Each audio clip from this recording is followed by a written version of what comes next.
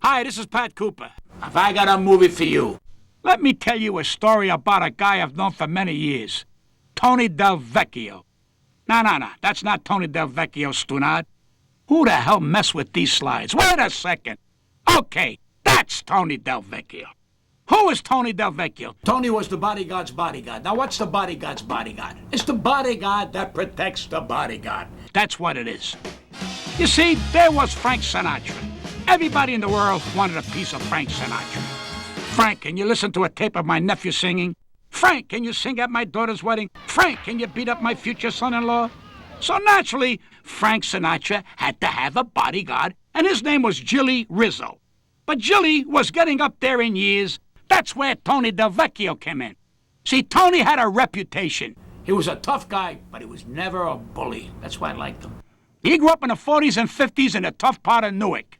The first ward. Pay attention. Tony used to play football on concrete without a helmet. How do you do that? He played every day with the same bunch of kids. Mousy, Dookie, Danny Bones, and JoJo. He blocked for them on the field. He blocked for them in life. And if anyone wanted to mess with Mousy, Dookie, and Danny Bones and JoJo, they had to mess with Tony first. And one day, a local wise guy named Smudgy Antonelli spots Tony playing football without a helmet and says, I gotta get this guy a job before he kills himself.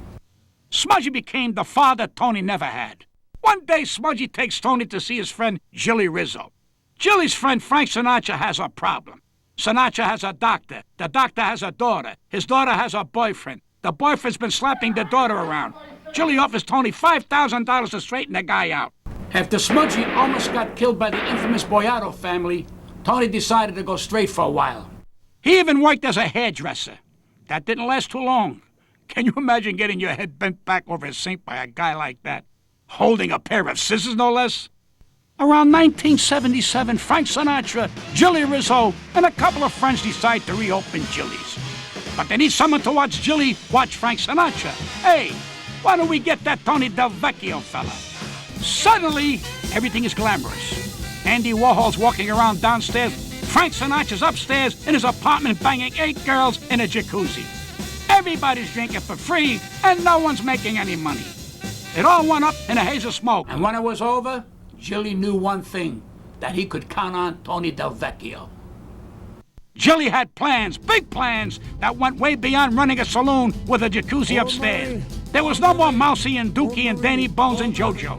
Tony was with a new crowd, Jilly and his friends. And they thought big. They had ideas. They were going to build a resort in the Poconos where people could visit and meet retired athletes. Tony trusted everybody, and guess where he wound up because he's a good guy?